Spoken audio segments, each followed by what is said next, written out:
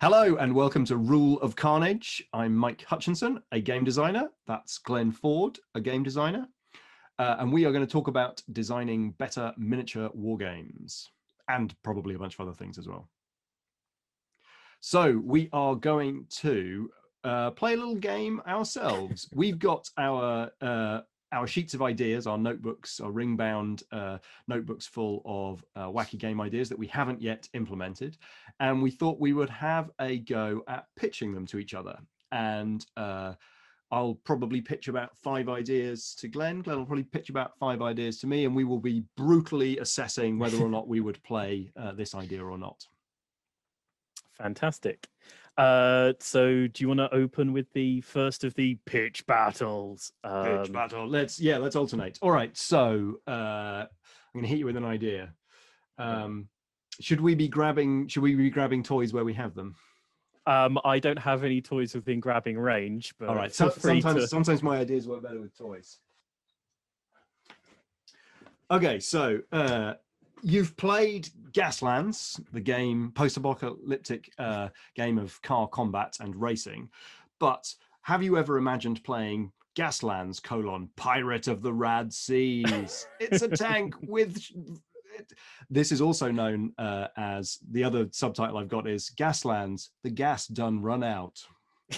So I've often wanted to design a sort of sail game, an Age of Sail game, something about ships pootling about and broadsiding each other. But what if the ships were tanks and the broadsides were post-apocalyptic scrap launchers? So it would be a skirmish level tank and probably other trucks. Here's a truck with a sail. And the game would be about all the chaos and fun of the Gaslands movement templates, but with a system of the sort of wind, and your position against the wind controls which templates you can use, and you can fire broadsides using the Gaslands templates whilst making cannon noises. What do you reckon? Would you play that? I mean, an old fan of Man of War. I've got a hefty collection of Pirates of the Spanish Main Punch-Out ships those are waiting. So good. I love those. I love those things so much. Why do we love those things so much? Yeah, I mean, it's you know, I assume Mike is grabbing a handful of them. Little punch-out ships that come as a card. They come as a piece of card that you can get in a booster pack, and it's a ship miniature. Why is that not the best thing in the world? It is the best thing in the world. There's no argument.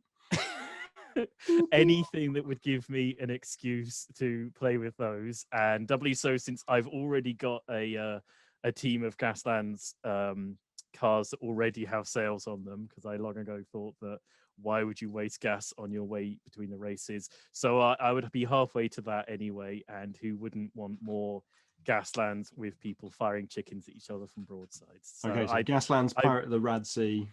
I would play that. Would play. All right, Glenn, what do you got? Okay.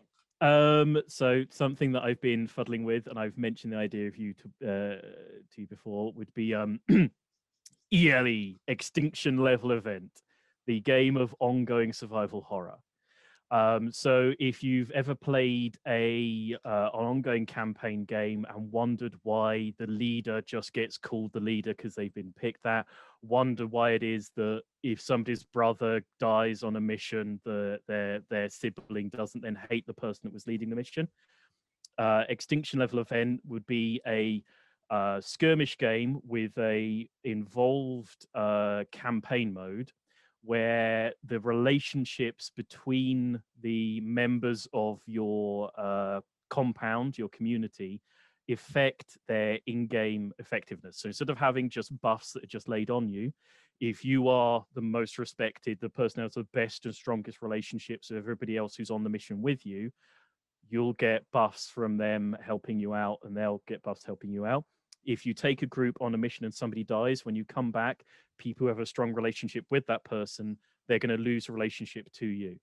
And so it's going to be an ongoing narrative survival horror. If you think about something like The Walking Dead, where there's a constant ongoing set of relationships within your group, managing how people feel about things, realizing that you need to repair a relationship with somebody because somebody they love died on your watch, so you've got to take them out with you. Forge a bond of blood within the field and have that payback, and manage a post-apocalyptic community where everybody is infected and everything is rolling towards a sort of fairly awful conclusion.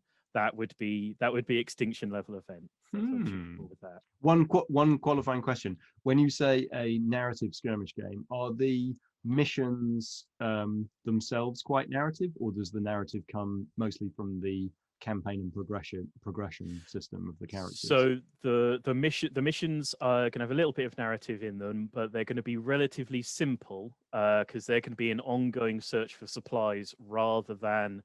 It's not a world in which there are lots of people hanging around to interact with, and even other players. You're going to want to negotiate rather than engage.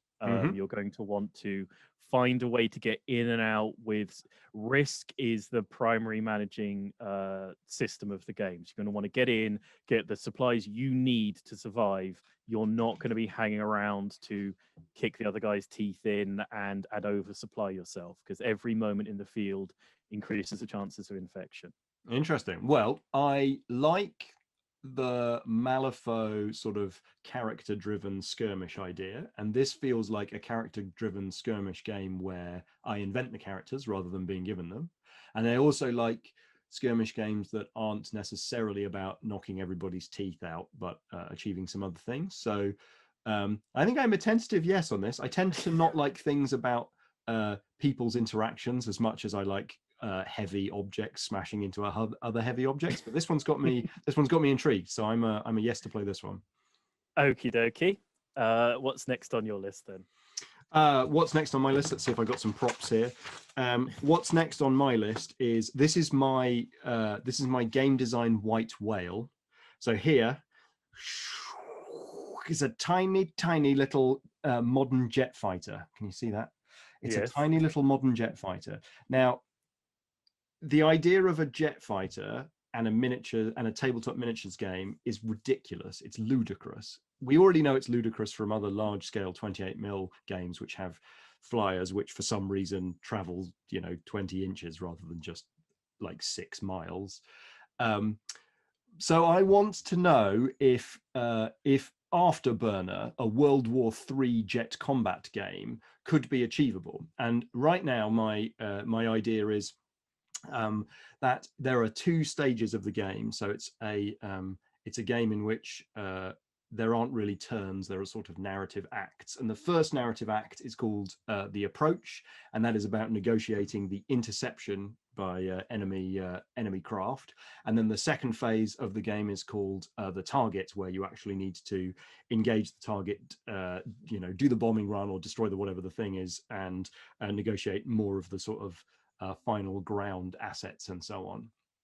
And in terms of the mechanics of the game, right now, the way that it doesn't really work, but I dream that it will work, is that it uses mini scale Gaslands templates, so the ones that are scaled down to micro machines. And rather than moving your jet fighter, you move everything else on the board relative to you. And it frankly is probably a solo game. It's being written as a solitaire game. So it's an opportunity to use some nice sort of epic scale or smaller scale terrain and sort of set up a couple of combat scenarios where you need to negotiate the oncoming enemy forces in 2 phases: the approach and then the target. What do you think? I mean, everybody wants to play Top Gun. I think if there's a volleyball phase in between missions, that would probably be a strong winner. I think if you believe, if you get to a point where you confidently say that you think it works, then I'd certainly give it a try out. It'd be interesting if it's not too much of a solo puzzle. I would be interested in it. If it works sort of narratively and it gets working, I think I'd stick that on the table. I have a sort of circulation of solo games, and I'm always up for more miniature solo games. So if you make it work, then yes. So that has to be a sort of, given that at the moment your opinion is, hi, this definitely doesn't work, but if the but happens, then a yes. Fantastic. All right. Well, maybe we'll spend another half an hour at some point talking about My White Whale and digging into why dogfighting has been done and why two objects traveling at Mach 3 towards each other don't make a good tabletop skirmish game. Yeah, if you get somebody to throw a tennis ball across you and then you throw a tennis ball at that moving tennis ball and see if you hit it, that's the explanation as to why it's a physical resolution combat systems underused in miniature skirmish games. There's a fantastic game called Caveman where you have to throw wads of paper at each other's miniatures to hit with missile weapons. More of that, please. All right, that's okay. So that was Afterburner World War III jet combat. That was a sort of lukewarm response, but if it works, it'll work. In relation to sort of white whales of skirmish game design. And I've spoken to this before, horror and humor, I think, are the things that I'm constantly trying to get to work. And so one of the ideas that's on my desktop at the moment is Soylent Ghoul. That's just fun to say. It's that phrase came into my, if ghouls are created when you eat another human body, and if Soylent Green is made from people, there's an obvious post-apocalyptic horror world, which is Soylent Ghoul. So Soylent Ghoul is a horror game where the horror isn't simply within the descriptions and the world. There's a mechanic central to the game, which is about every force has a way of dropping things outside of your line of sight that might be a problem and might not be a problem. And you always have the opportunity to react to it. The more you react, the more paranoid you become. The more you react to things that aren't a problem, the more out of control you then become as the fear gets a hold of you and you lose control.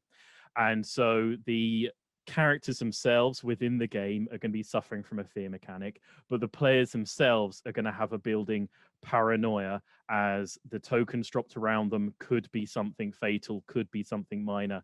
So hopefully it's a game where you have a horror experience within the playing of the game rather than the background and surroundings of the game. And that was the phrase Soylent Ghoul. The author Thomas Ligotti, if you've seen any of his stuff, very weird sort of post Lovecraftian Italian horror, and a lot of sort of ideas of a very dark, insidious horror world that's building. So that would be Soylent Ghoul. That would be the thing that I'm shooting for, is an experience. And is that head to head? Yes, that would be a head to head game. So each of the forces are, so each ghoul bloodline works in a certain way. So for example, you've got a force that have lanterns. Anything outside of the glow of their lantern gets sort of pulled down into the earth by these sort of hands that push into you as they pull you down. The lantern is more powerful the smaller the light is, but every time you reduce the light, there's the opportunity for it to go out and for you to be pulled down by your lantern a little bit. And you okay, so I was totally a no until you actually gave me an example of what the game would be like. So that's interesting, because I think your elevator pitch, whilst coherent, I didn't have any picture of like why that was exciting.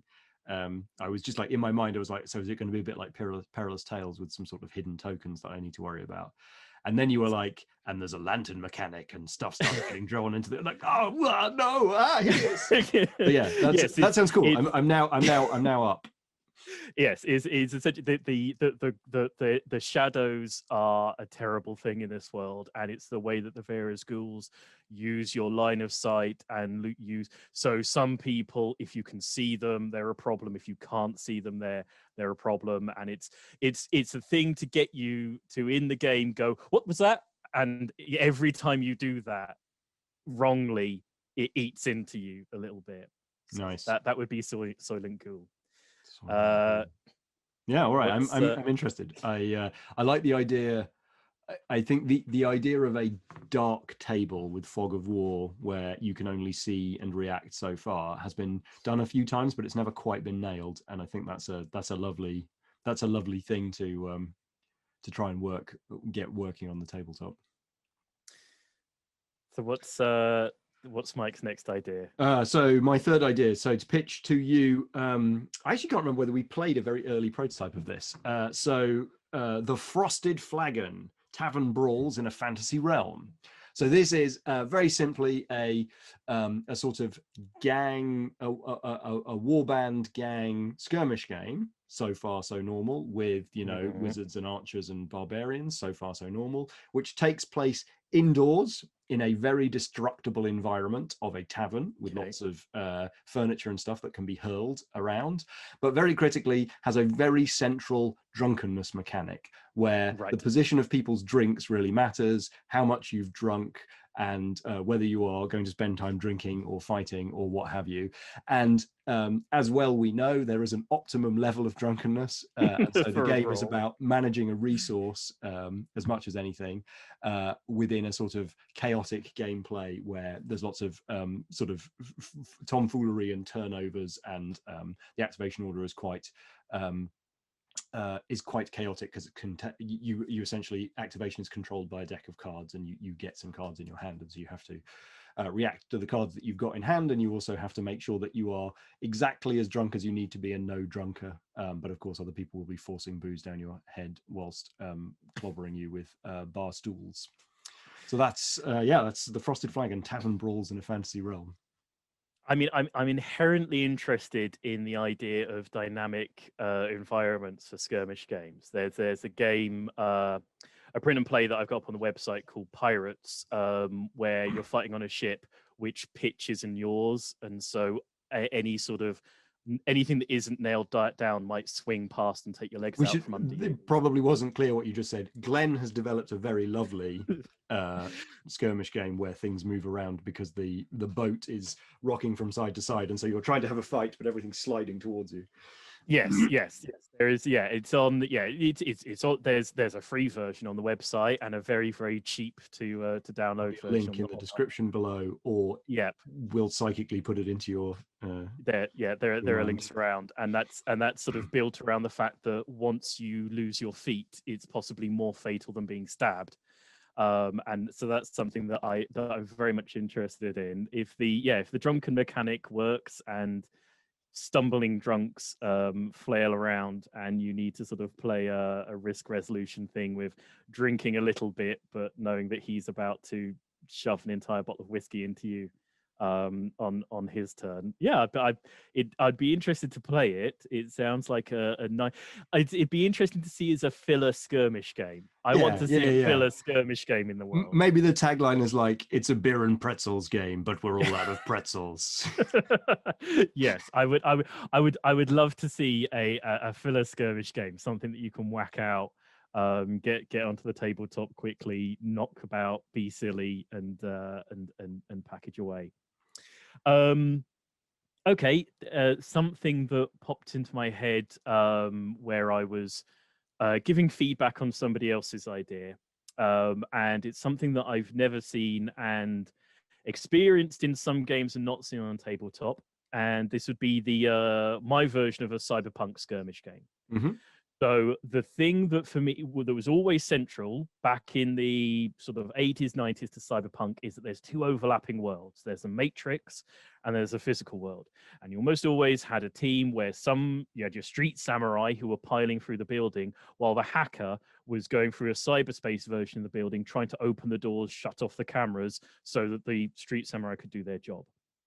What I want is a skirmish game where you physically got the hacker's cyberspace representation on the table, and you've got the street samurais, the fighters on the table.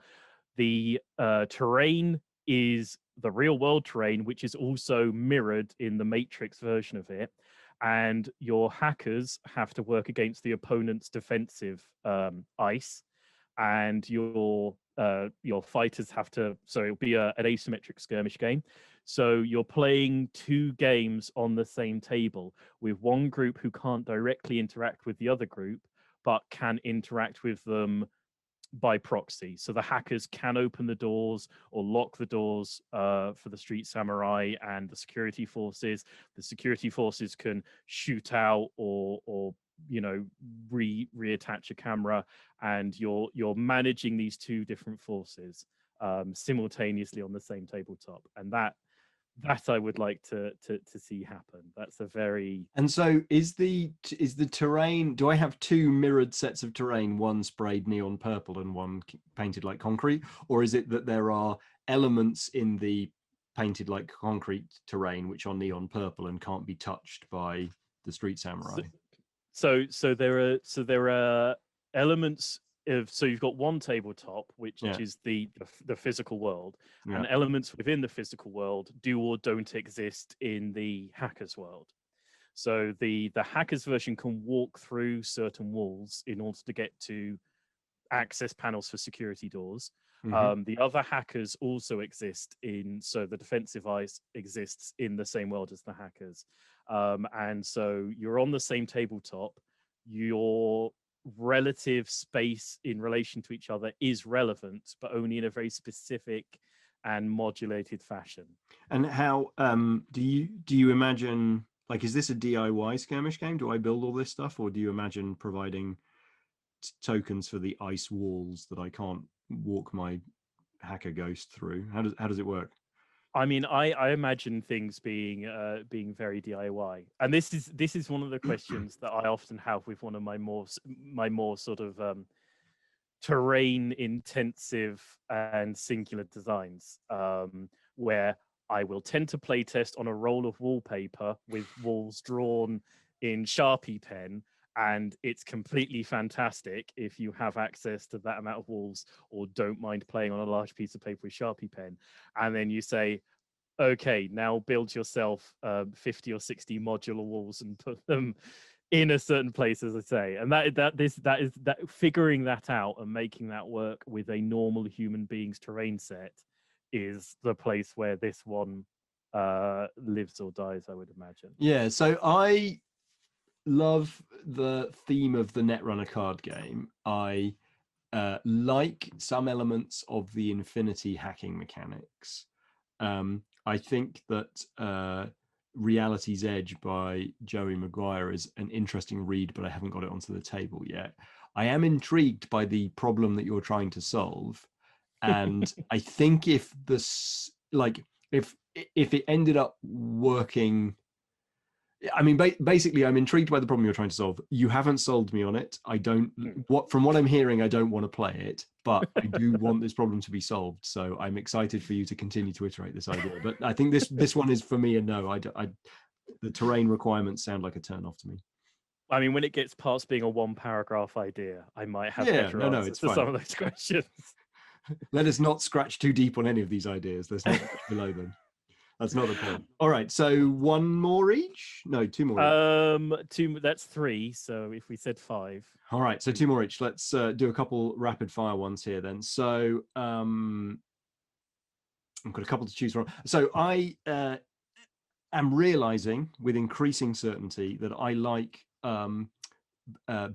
big models and vehicles more than I like infantry. And the more infantry I collect, the more I realize I don't paint infantry. I paint massive robots and monsters and vehicles and so on. So what I would love to see on the table is a game called Mythic Hunter, where it's essentially an excuse to have a huge monster model of the week and to buy and paint another monster model, and that this would be a David and Goliath type of a setup where the monster was AI controlled and you had the ability to influence it by the things that you do. But ultimately, it's about can you coordinate a set of squeaky heroes to take down something terrifying.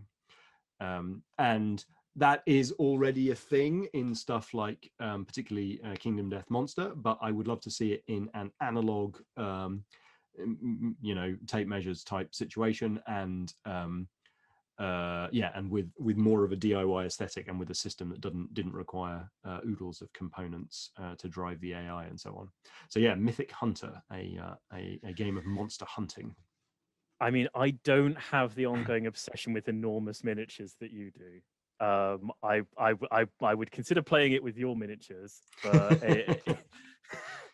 anything that required me to sort of to pull out a massive miniature, I would be disinclined to go towards. I love the idea of like Shadow of the Colossus. Yeah. Sort of stuff go. I think Skulk Hollow. I don't know if you've seen that. It's a board game that sort of does Shadow of the Colossus. Mm-hmm. If there was a monster of that level of epicness and it was that level of thing, I would want to play it, and I would want to steal miniatures off you to play More it. insane terrain requirements from Glenn Ford. Well, you built a modular moving giant robots demon board that you could actually walk across, then I would play. But no less.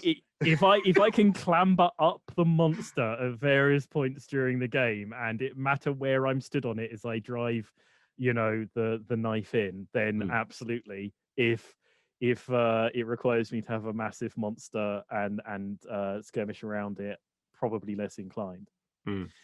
All right, another quick one. Like 5 years ago or something, roughly. There was a fantastic store called Sniper's Nest over in Ramsgate that has since shut down, and the chap who run it was investing a lot of what he had into a Hammer horror skirmish game.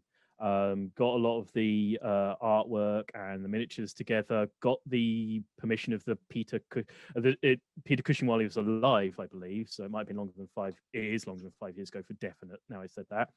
But also the permission of their estate. Never went anywhere with it. Point is, I wrote a skirmish game, which was a Hammer horror simulator skirmish game. And I've since been going through my files a couple of weeks ago, and it's this fully sort of written out thing. And I've pulled it out, and it's like the issue with a lot of horror games is you've got vampires fighting humans, and it's all balanced, so a human has a reasonable chance of taking down a vampire on turn 1. That doesn't happen in vampire movies.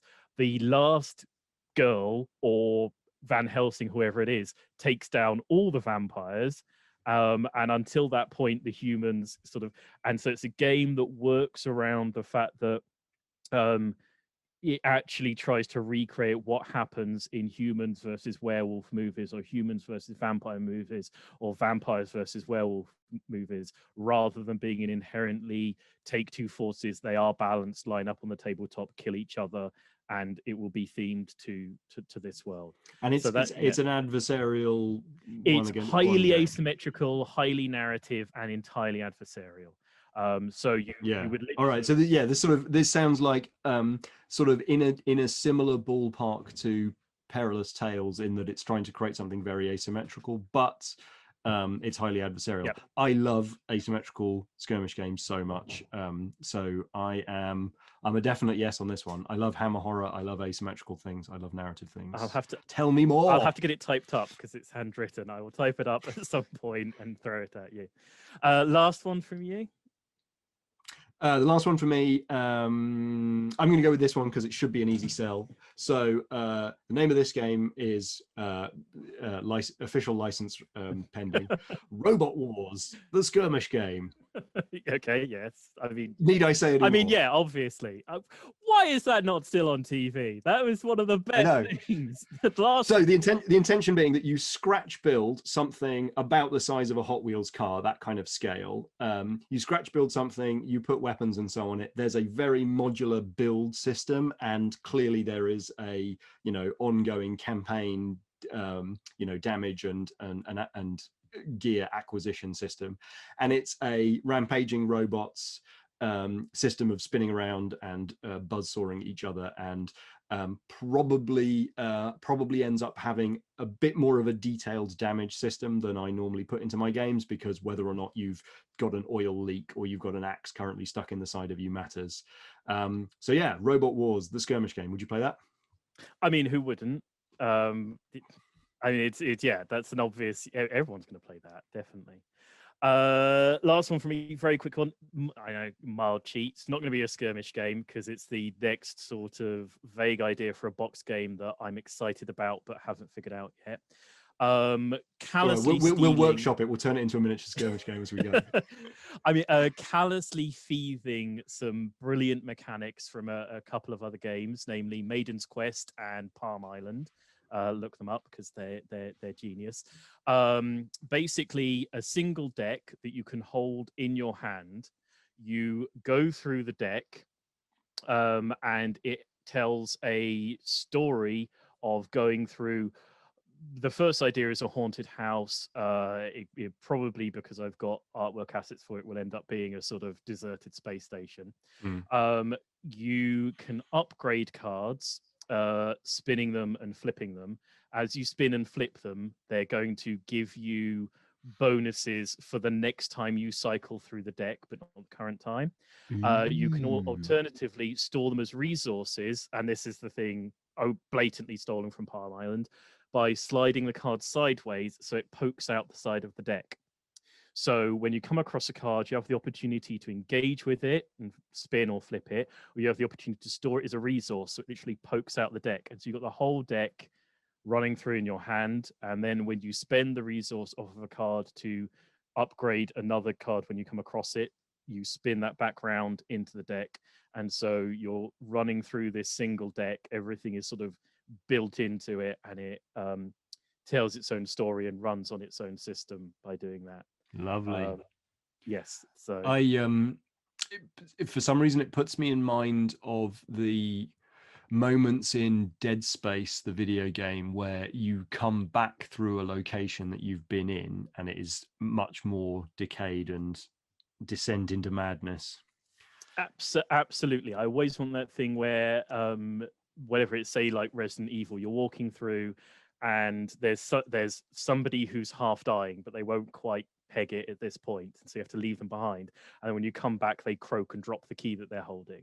And it's a sort of returning to a location, and the location has altered, and it wasn't useful last time but it is useful this time, deciding where to store it, figuring out how the rate of the cards rolls around in your hand. That is the thing that I am interested in. It feels to me like this might be a bit cheap, but it feels to me like if you made that more into a fighting fantasy classic dungeon crawl thing, that would be something that would attract a lot of attention on Kickstarter. I mean, if I can get choice, if I can get the mechanical body of the game working, it's going to be super slottable in of themes and ideas. You can run it as a dungeon crawl, you can run it as a haunted house, you can run it as an abandoned space station. So if I can get the mechanical body rolling, then it's something that can have different stories and different places slotted onto it. So that's a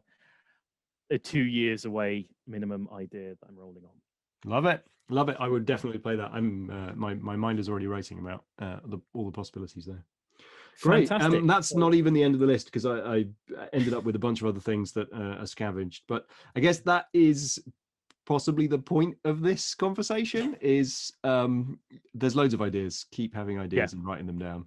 and you don't necessarily have to pin all of your hopes to one of them or even bother developing them beyond Robot Wars : Skirmish Game, which I'm actually really excited to go and figure out. Yeah, a lot of these ideas people aren't going to see, and there's a whole nother. Don't be if this is about giving people advice, don't be precious about your ideas. Talk to them about somebody. Talk to them on YouTube to the world. Get them out, give them life. See if they play. You know, if they don't, roll them through for the next one. If they do, have fun with them. The other thing to do is obviously to smash them out in some kind of PDF and put them up on the website.